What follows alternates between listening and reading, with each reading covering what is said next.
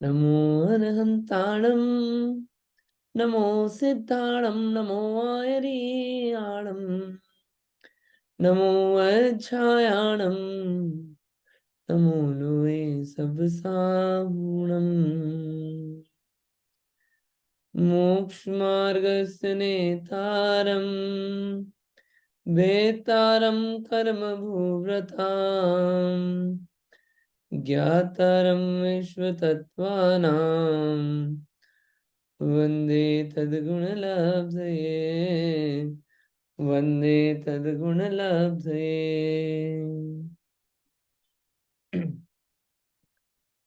ये परम मांगलिक ग्रंथ है मोक्ष शास्त्र तत्वार्थ सूत्र। इस मोक्ष शास्त्र तत्वार्थ सूत्र में हम देवों के बारे में पढ़ रहे हैं, जिसमें मुख्य रूप से अभी वर्णन अपना चल रहा था कि देवों का सुख कैसा। तो उनके प्रविचार होता है, इंद्रिय विषयों में प्रवृत्ति होती है, किसी की काय से, किसी की स्पर्श से, किसी का रूप देख के, किसी का गंध से, किसी का वचनों को सुन के, किसी का मन में विचार करके, और किसी का आवश्यकता ही नहीं पड़ती है। तो वो ऊपर के जो कल्पातीत है वहां पे आवश्यकता नहीं है, उसके संबंधी कुछ विशेष बातें हमको टीका में मिलती है। उसको हम आज थोड़ा सा पढ़ते हैं, फिर आगे ज्योतिष लोक के बारे में पढ़ेंगे। ये 9वें सूत्र की टीका में कुछ लिखा है, इसको पढ़िए आप। हाँ जी, कौन पढ़ रहे हैं आप? पढ़िए।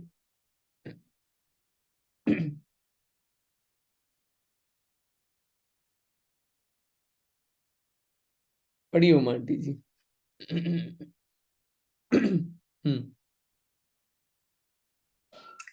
टीका नंबर 1।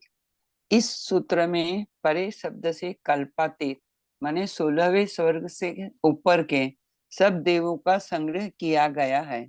इसीलिए यह समझना चाहिए कि अच्युत माने 16वें स्वर्ग के ऊपर 9 ग्रेवई के 309 विमान, 9 अनुदिश विमान और 5 अनुत्तर विमानों में बसने वाले अहमिंद्र हैं। उनके काम सेवन के भाव नहीं है, वहां देवांगनाएं नहीं है।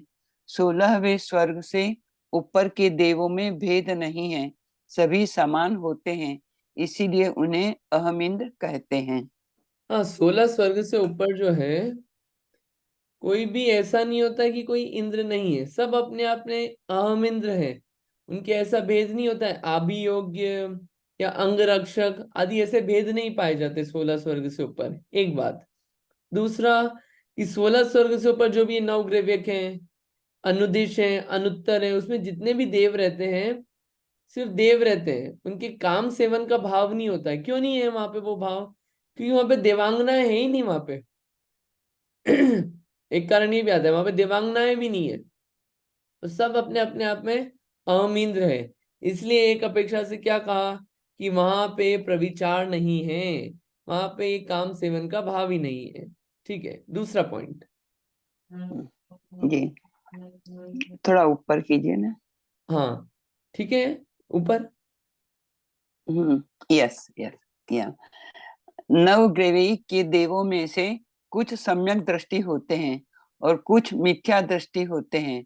यथा जात द्रव्यलिंगी जैन मुनि के रूप में अतिचार रहित 5 महाव्रत इत्यादि पालन किए हो, ऐसे मिथ्या दृष्टि भी नवग्रवी तक उत्पन्न होते हैं।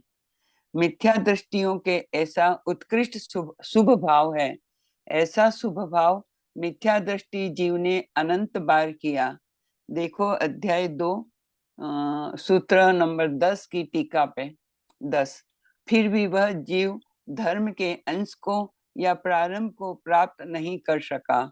आत्म प्रतीति हुए बिना समस्त व्रत और तप बाल व्रत और बाल तप कहलाते हैं। जीव ऐसे बाल व्रत और बाल तप चाहे जितने बार माने अनंतानंत बार करे तो भी उससे सम्यक दर्शन अथवा धर्म का प्रारंभ नहीं हो सकता।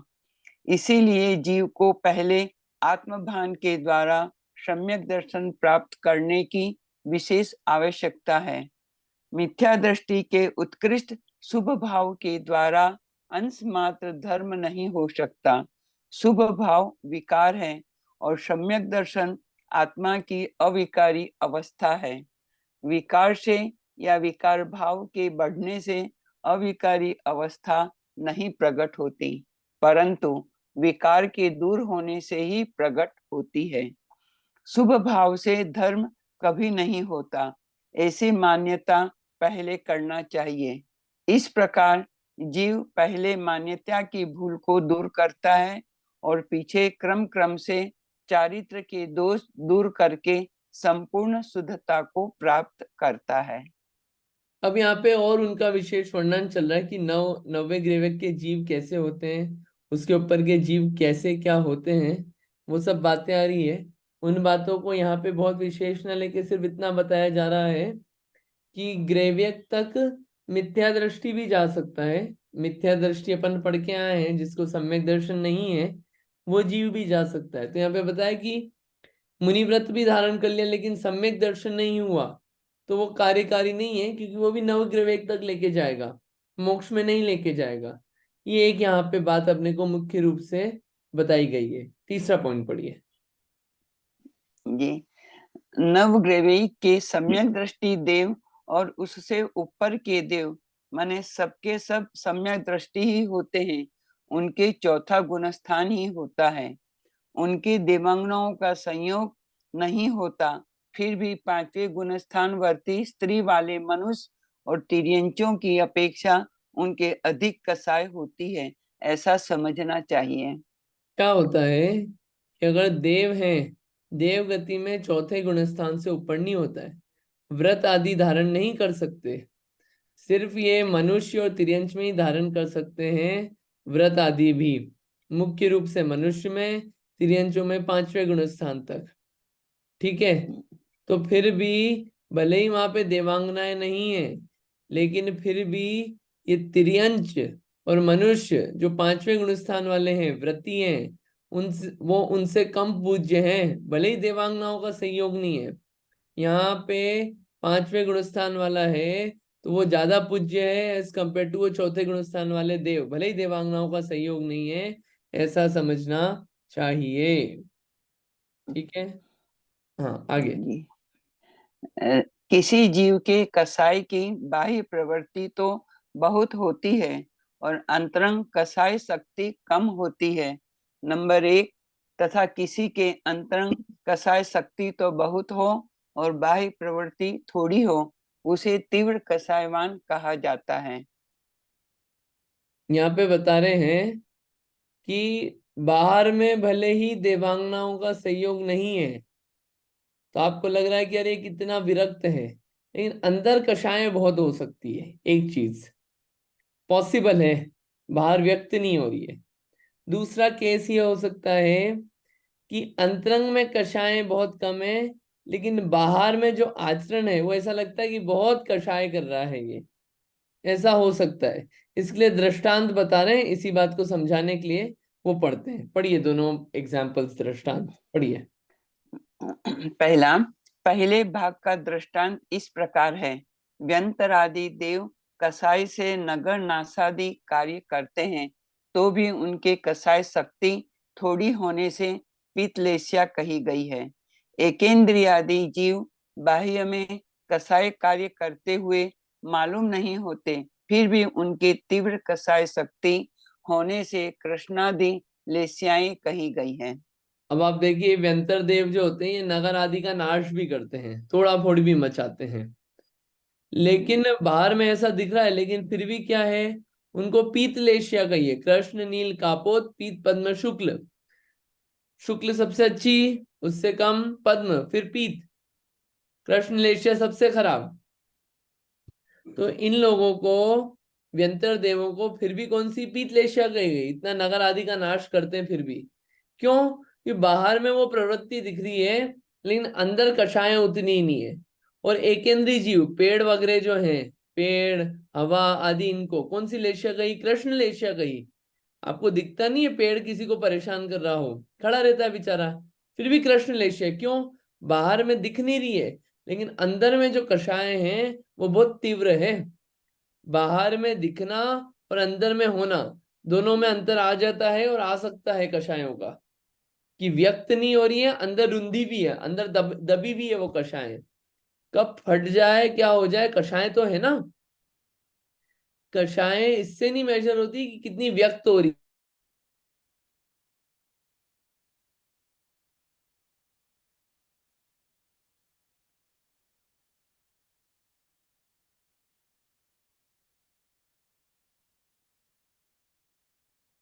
हाँ, सॉरी अपना। हाँ, तो बाहर में कितनी हो कषायें, सिर्फ उससे नहीं, अंदर कितनी कषायें हैं उससे फर्क पड़ता है। व्यक्त कितनी हो रही है वो अलग चीज है। ठीक है।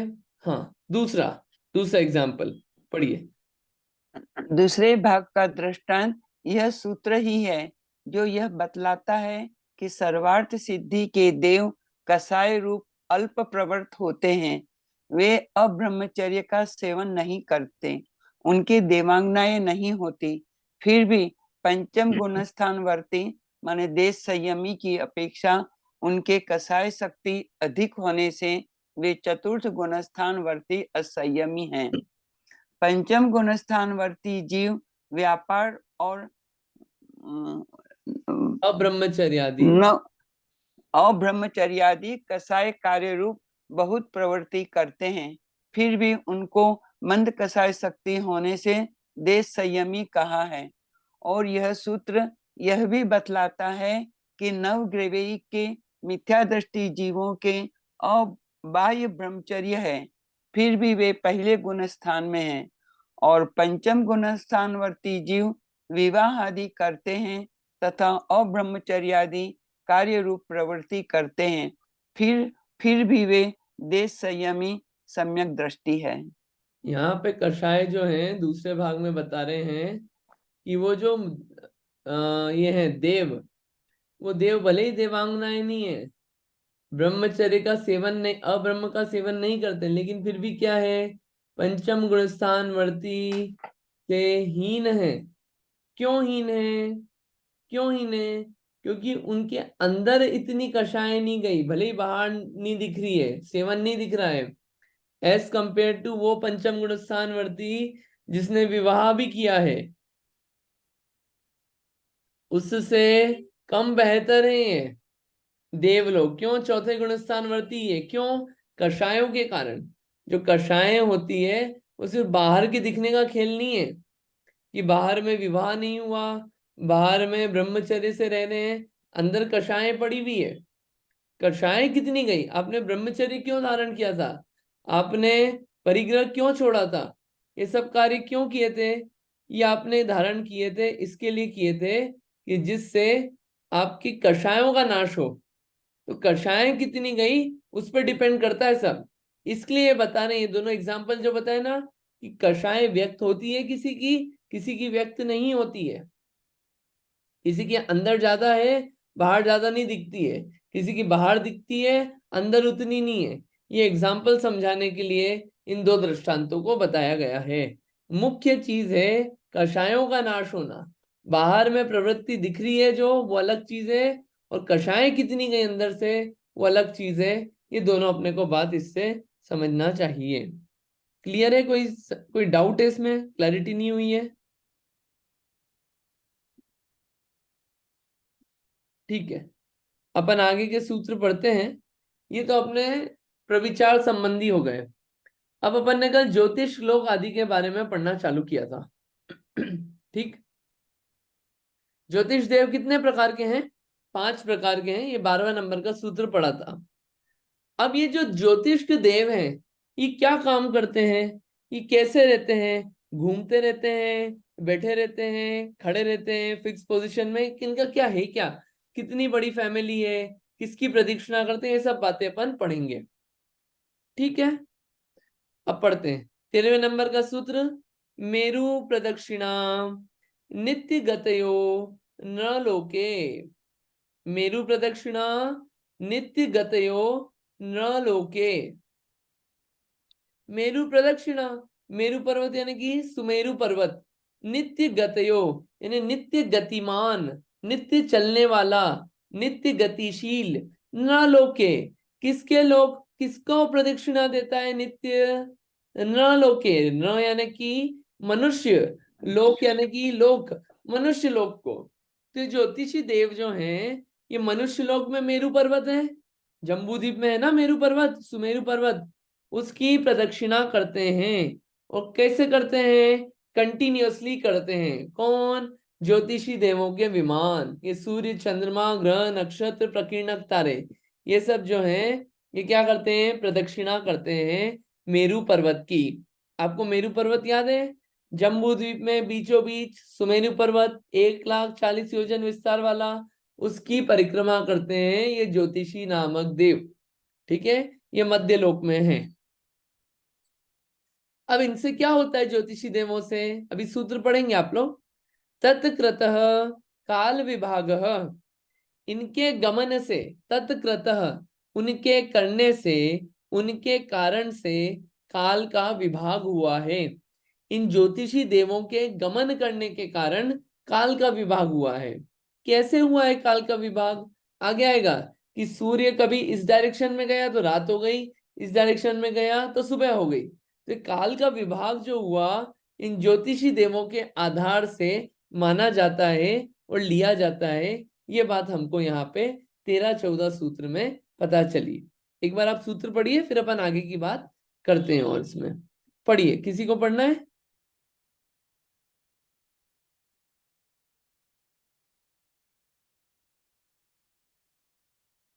सूत्र पढ़ना है किसी को? आपको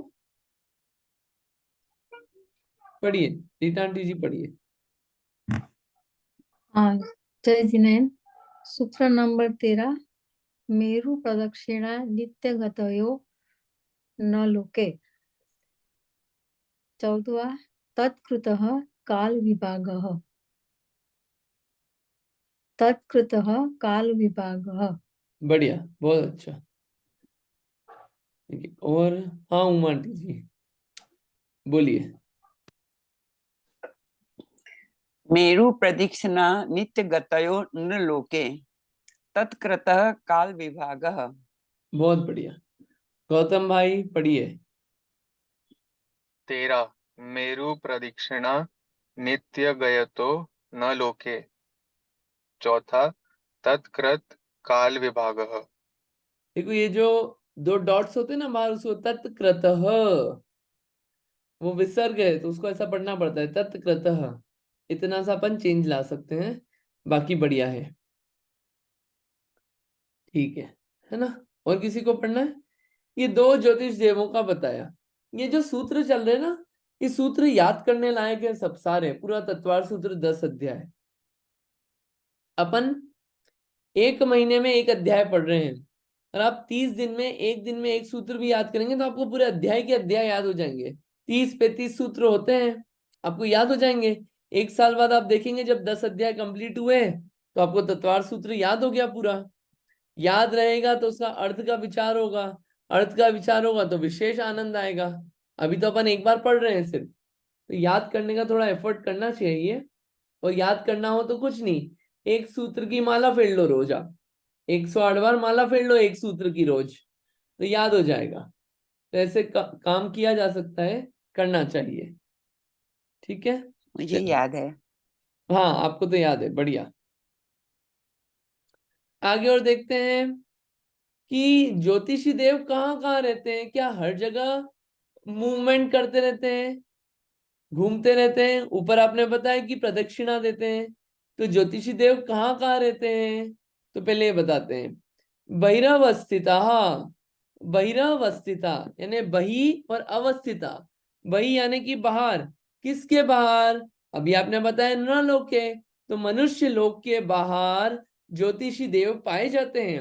और वो कैसे रहते हैं? स्थिर रहते हैं, यानी कि 2.5 द्वीप के बाहर, जम्बू द्वीप, धात्किकण द्वीप और पुष्करवर द्वीप, पुष्करार्ध द्वीप, पुष्करार्ध द्वीप के बाहर भी ज्योतिषी देव पाए जाते हैं, सारे द्वीप समुद्रों में। ठीक है, और वहां पे भी जो पाए जा रहे हैं, तो वहां पे ये ज्योतिषी देव स्थिर रहते हैं, वहां पे गमन नहीं करते। गमन सिर्फ कहाँ पे करते हैं? गमन सिर्फ 2.5 द्वीप में करते हैं, क्योंकि काल का विभाग जो है वो कहाँ पे है? इस 2.5 द्वीप में है, उसके बाहर नहीं है काल का विभाग। ठीक है, इस बात को समझना चाहिए। अपन देखते हैं, इसको पढ़ते हैं। हाँ पढ़िए इसको, कौन पढ़ रहे हैं आप में से? पढ़िए, गौतम पढ़िए।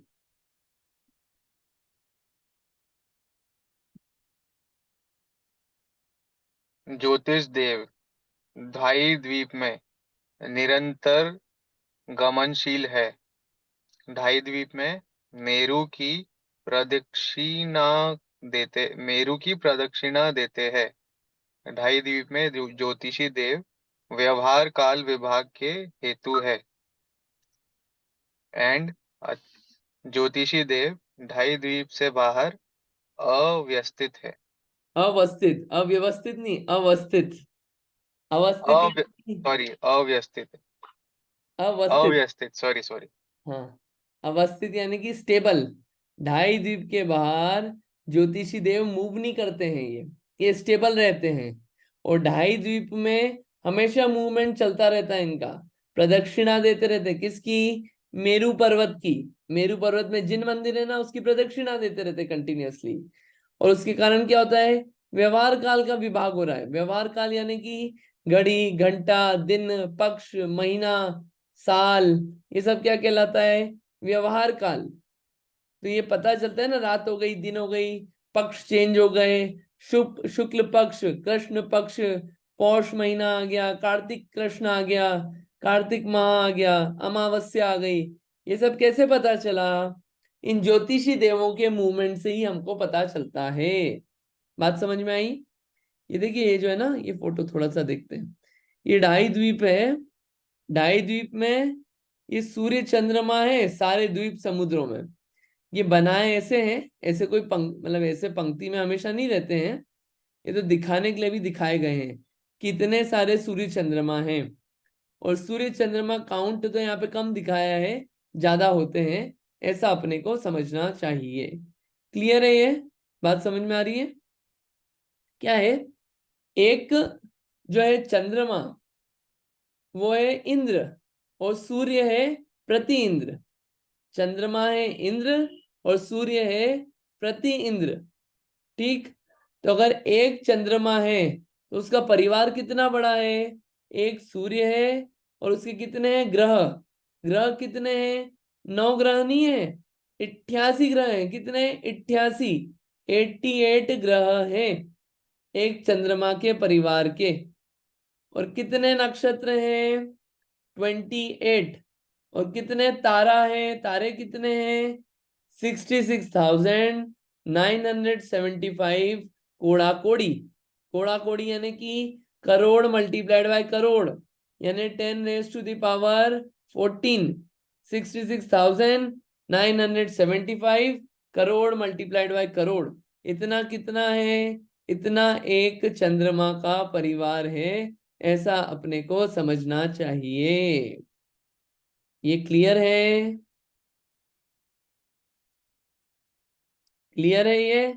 सूर्य चंद्रमा का परिवार कितना, कि एक सूर्य चंद्रमा है, उसका इतना बड़ा परिवार है। ये याद रखना आप, तो आगे अभी कैलकुलेशन आएगी, समझ में आएगा। ये देखिए, एक फोटो दिखाया है। ये मान लीजिए मेरू पर्वत है। मेरू पर्वत में वन होते हैं ना, भद्रशाल वन, नंदन वन, पांडुक वन। तो देखिए, वन के 4 डायरेक्शन बताए। यहाँ पे जिन मंदिर है। और ये क्या है? ये जो ग्रह हैं, तारे हैं, सूर्य हैं, नक्षत्र हैं, ये सब क्या कर रहे हैं? इनकी प्रदक्षिणा लगा रहे हैं इस मेरू पर्वत की। ऐसा इसको समझना चाहिए।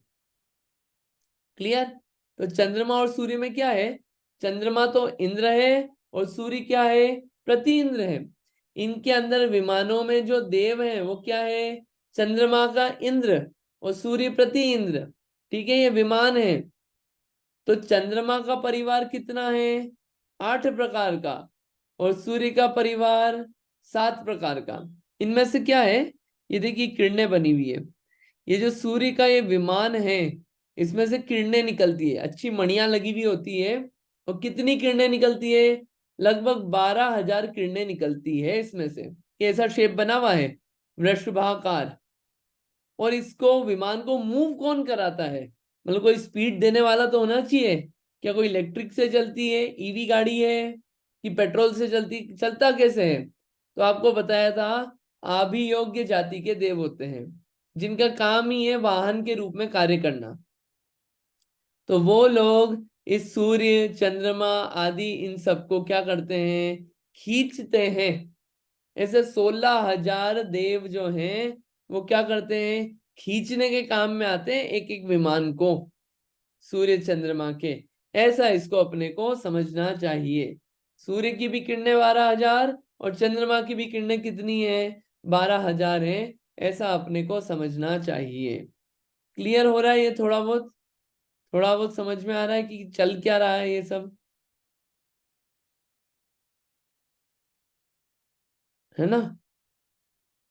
तो अब हमारा सवाल है कि ढाई द्वीप में कितने सूर्य चंद्रमा हैं। अगर जम्बू द्वीप में, पहले जम्बू द्वीप वगैरह का निकालते हैं, फिर आगे ढाई द्वीप में कितने हैं। जैसे अपन ने पढ़ा सब कुछ डबल डबल हो रहा है, यहाँ पे भी क्या हो रहा है, बढ़ता जा रहा है। जो जम्बू द्वीप है जिसमें अपन रहते हैं, इसमें 2 सूर्य है और 2 चंद्रमा है। कितने, 2 सन 2 मून। कहाँ पे, जम्बू द्वीप में जिसमें अपन रहते हैं। फिर बाद में लवण समुद्र, समुद्र में भी है, वहां पे कितने, 4 चंद्रमा 4 सूर्य। फिर धात की खंड द्वीप, धात की खंड द्वीप में 12 चंद्रमा और 12 सूर्य। ठीक है, क्लियर है ना ये?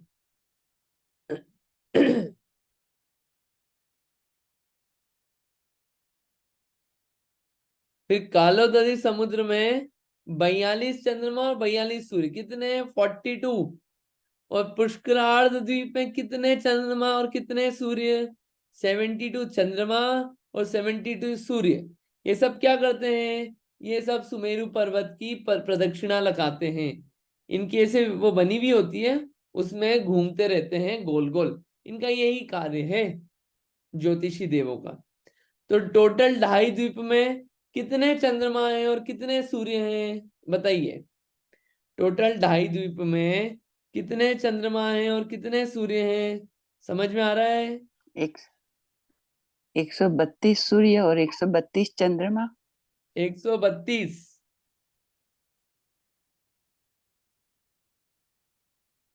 बढ़िया, ठीक है। 132 चंद्रमा और 132 सूर्य कहाँ पे हैं, ढाई द्वीप में। इसको ऐसा समझना। अगर अब मैं आपसे पूछूं कि फास्ट कौन चलता है, ये जो इनका परिवार है ना, चंद्रमा का फास्ट मूवमेंट है कि सूर्य का, कि ग्रह का, कि नक्षत्र का, कि तारों का, किसका फास्टेस्ट मूवमेंट है, आपको रैंक करना है। बताइए, बोलिए, सबसे स्लो कौन, सबसे फास्ट कौन?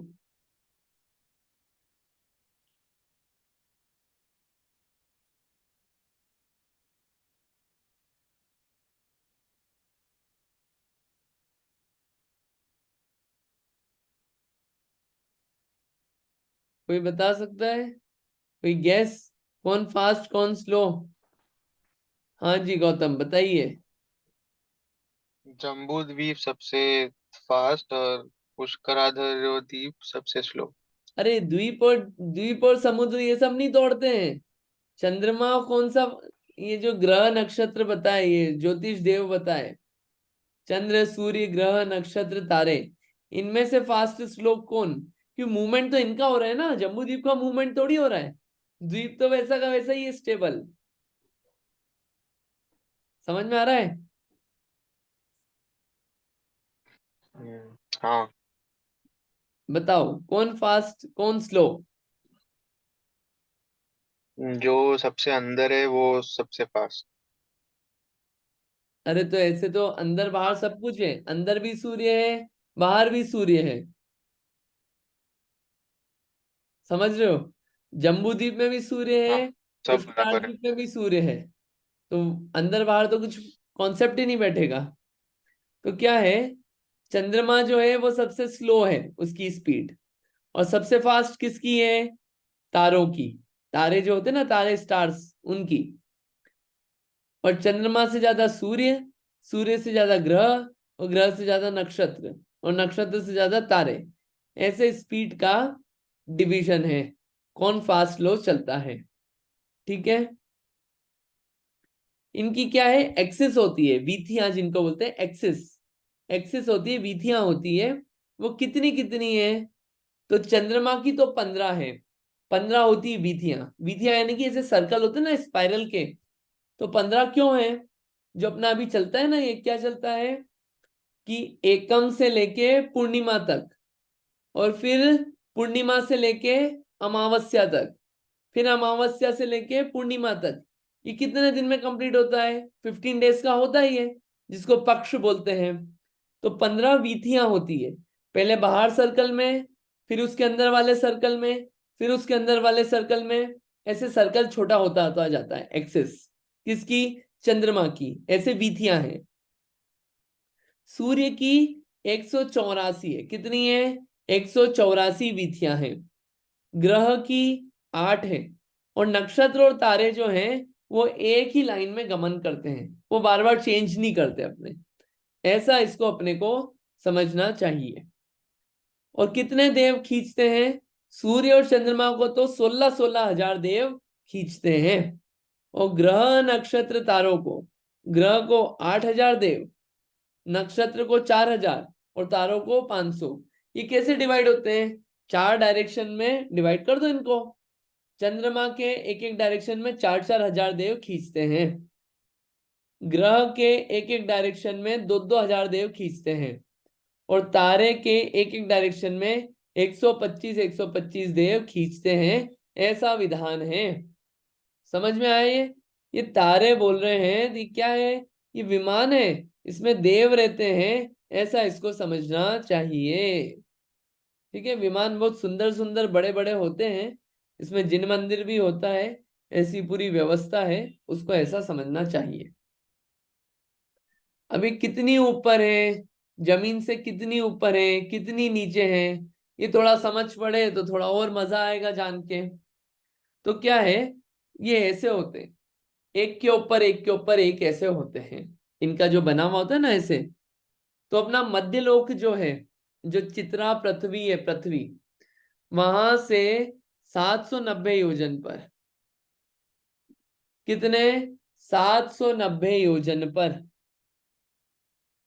क्या है, 790 योजन पर तारे हैं।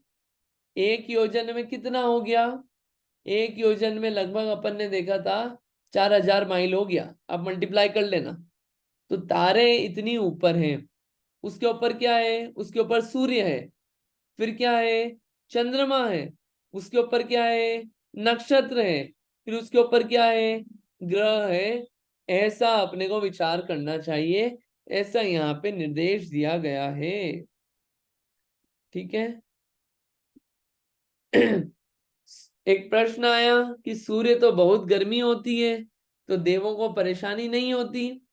वो क्या है, सूर्य जो गर्मी होती है, वो कहा जा रहा है, वो क्या, जो मणि होती है, उनके आतप नाम का कर्म है, वो मणि का, पृथ्वी काय होती है वो, आतप नाम कर्म होता है। आतप नाम कर्म क्या होता है कि अंदर से तो ठंडा और बाहर से गर्मीला, ऐसा उसका स्वभाव होता है। एक बार और देख लेते हैं, एक मिनट, मैं उल्टा नहीं बोल जाऊं, एक बार देख लेते हैं इसको। देखो ये क्या है, 8वें अध्याय में आया है। देख ही लेते हैं इसको, अभी क्या है, उल्टा नहीं हो जाए। ये देखिए यहाँ पे लिखा है, 8वें अध्याय में आएगा जो है ना आपका, ये देखिए, आतप नाम कर्म होता है। इसमें क्या होता है, जो उसकी आभा है, जो किरणें निकल रही है, वो गर्म है, लेकिन मूल में जो वो पृथ्वी है, पृथ्वी का शरीर मणि है, वो ठंडी है। एग्जाम्पल में क्या दिया, सूर्य का विमान। ठीक है, तो देवों को परेशानी नहीं होती है, ऐसा समझना चाहिए। चलिए, बढ़िया प्रश्न, क्लियर है ये। चलिए अभी विशेष बातें पढ़ते हैं इसमें, इन बातों को पढ़ने के बाद फिर अपन आगे और समझेंगे। हाँ, पढ़िए आगे, कौन पढ़ रहा है आप में से, पढ़िए इसको। समझ में आ रहा है ना सब बातें। देख क्या है, इसको साइंस से कंपेयर करने जाएंगे ना, तो सारी बातें अपन इसलिए नहीं कर पाते हैं कि केवली है नहीं, अभी उनके ज्ञान में जो आया अभी हम उसको मानते हैं। साइंस में रिसर्च चल रही है, साइंस में कुछ चीजें डिफाइंड है, कुछ चीजें डिफाइंड नहीं है। हम ये नहीं बोलते साइंस गलत है, लेकिन साइंस में क्या है, कुछ चीजें थोड़ी कवर हुई, थ्योरी निकल जाती है। यहाँ पे जो है ये सर्वज्ञ का ज्ञान है, जैसा है वैसा बताया है। अब अभी उसको देखने के लिए डिवाइस नहीं है, इतना डेवलपमेंट नहीं है, अवधि ज्ञान नहीं है, केवल ज्ञान नहीं है, तो उसको हम जस्टिफाई नहीं कर पाते हैं अच्छे से। लेकिन ये अनुमान से और सर्वज्ञ की बात से, आगम से हम इस पे श्रद्धान करते हैं, ऐसा इसका है। बाकी कोई इसको कंपैरेटिव कर पाए, कंपैरेटिव स्टडी साइंटिफिक, तो वो और अच्छी बात है, बढ़िया बात है। हाँ जी नीतू दी बताइए। नहीं, मैं पढ़ने के लिए बोल, हाँ मैंने तो पढ़िए हाथ ना, खड़ा किया। पढ़िए प्लीज पढ़िए। हाँ। सूर्य व चंद्र प्रतिदिन आधी आधी गली का अतिक्रमण करते हैं। द्वीप व समुद्रों के अपने अपने चंद्रों में से आधे एक भाग में और आधे दूसरे भाग में पंक्ति क्रम से संचार करते हैं। जम्बू द्वीप में 180 योजन और लवण समुद्र में 330 योजन 4 क्षेत्र हैं जिसमें वे संचार करते हैं। ठीक है, थोड़ा सा और पढ़ते हैं, पढ़िए और आगे।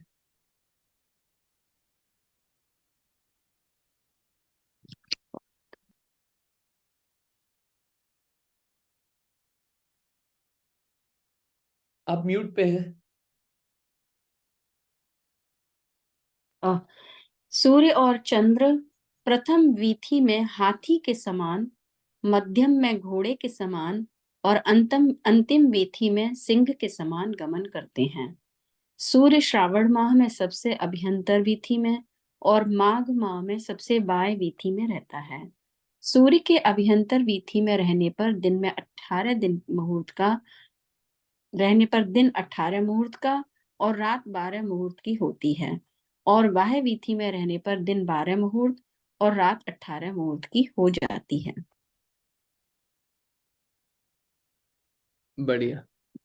ये देखिए पहले लास्ट वाला पॉइंट बताते हैं। ये क्या आपको बताया था, वीथियां होती है इनकी, तो कभी अंदर की वीथी में है, कभी बाहर की वीथी में है, एक्सिस में। तो जब अंतर की वीथी में है तो क्या होता है, दिन छोटे हो जाते हैं। नहीं, अंदर की वीथी में है तो क्या है, दिन बड़े हो जाते हैं, और बाहर की वीथी में क्या होता है, दिन छोटे हो जाते हैं, है ना। तो अगर अंदर है तो क्या होता है, दिन जो है वो 18 मुहूर्त का हो जाता है। 18 मुहूर्त यानी कि एक मुहूर्त में होते हैं 48 मिनट, एक मुहूर्त में 48 मिनट। तो 18 मुहूर्त यानी कि लगभग 864 मिनट्स, यानी कि 14 घंटे, लगभग 14.5 घंटे, 14 घंटे 40 मिनट लगभग। तो जब अंदर की साइड है सूर्य, तो कितने घंटे का दिन हुआ, 14 घंटे का दिन हुआ। होता है ना कि दिन बढ़ जाता है कभी, फिर रात बढ़ जाती है, रात का समय। तो ये चेंजेस जो होते हैं क्यों होते हैं, ये क्या है, ये ऐसे सर्कल में घूमता है और इसकी एक्सिस चेंज होती जाती है। उसके कारण से क्या होता है, दिन रात जो है उसका टाइम कम ज्यादा होता जाता है। क्यों, क्योंकि पहले वो अंदर के सर्कल में था तो क्या होता है कि जल्दी से कवर कर लेता है, बाहर के सर्कल में है तो क्या होता है, लेट कवर होता है चीजें। तो क्या होता है कि रात ज्यादा है, दिन कम है। ऐसी इसकी व्यवस्था यहाँ पे ये बताई गई है।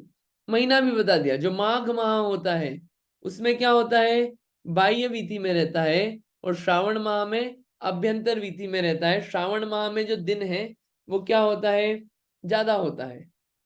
ऐसा इसको समझना चाहिए।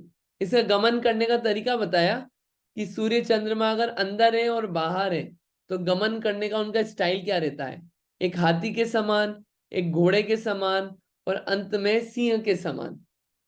तो ये शायद स्पीड से मतलब होगा, इसका मुझे ज्ञान नहीं है कि ये स्पीड से बोल रहे हैं कि क्या मतलब है।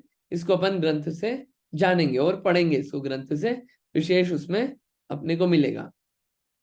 ऊपर क्या बताया कि इनका मूवमेंट का जो एरिया है वो कितना है, जम्बू द्वीप में तो 180 योजन में मूवमेंट होता है, और लवण समुद्र में 330 योजन।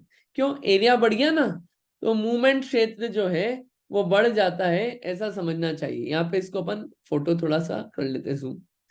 यहाँ पे पता है कि ये जो मूवमेंट है, ये देखिए जम्बू द्वीप है, तो यहाँ पे क्या 180 योजन मिला, और बाहर कितना, ये 330 योजन में इनको घूमने का मौका मिलता है, ऐसा समझना चाहिए।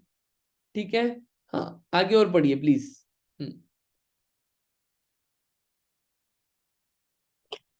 चंद्रमा के घटने बढ़ने का कारण। चंद्रमा की 16 कलाएं हैं, जिसमें एक एक दिन में एक एक भाग स्वयं कृष्ण रूप और उसके बाद स्वयं श्वेत रूप परिणमित हो जाता है।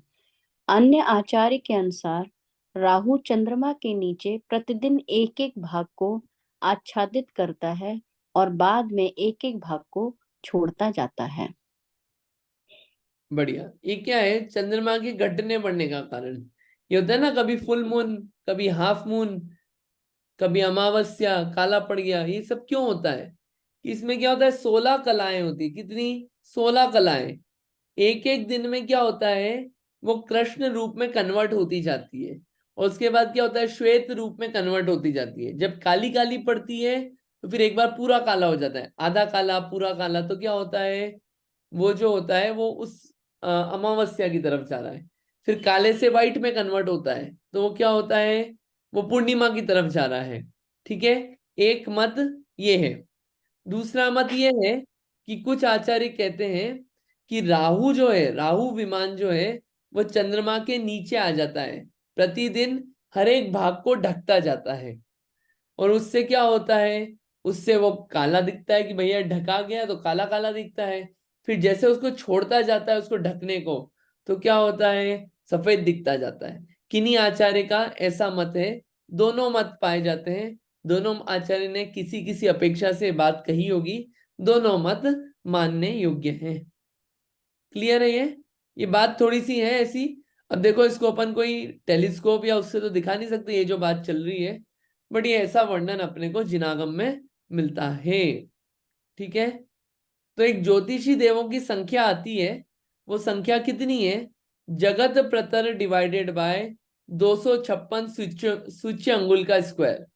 अब ना अपने को जगत प्रतर पता है, ना सूच्य अंगुल पता है, ना अंगुल पता है, तो अपन इस यूनिट को अभी बस ख्याल रखें। अभी अपन अलौकिक गणित पढ़ रहे हैं ना, उससे फील आ जाएगी कि कितनी क्वांटिटी होती है ज्योतिष देवों की।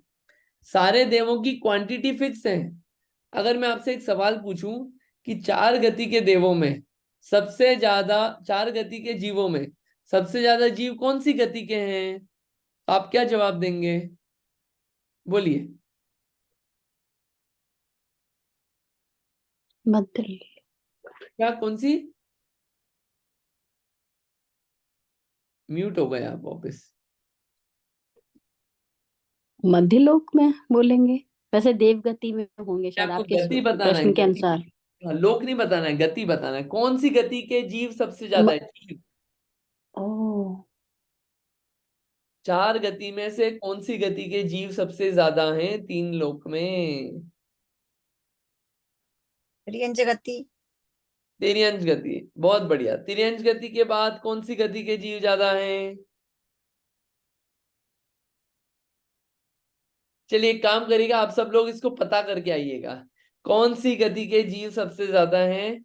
मैं हिंट दे देता हूं कि यह आंसर आपको मिल जाएगा लिखा हुआ गोमटसार जीव कांड के गति मार्गणा नाम के अधिकार में। गोमटसार जीव कांड गति मार्गणा अधिकार, भले ही मैं ग्रंथ एक बार भेज दूंगा ग्रुप पे, इन खोल के आंसर आपको निकाल के लाना होगा। ठीक है, चलिए। प्रश्न क्या बताया हाँ जी, क्या आप, क्वेश्चन क्या बताया आपने? क्वेश्चन ये है, 4 गति में से कौन सी गति के जीव सबसे ज्यादा हैं। आपको ज्यादा कम कम कम ऐसे क्रम में उसको जमाना है।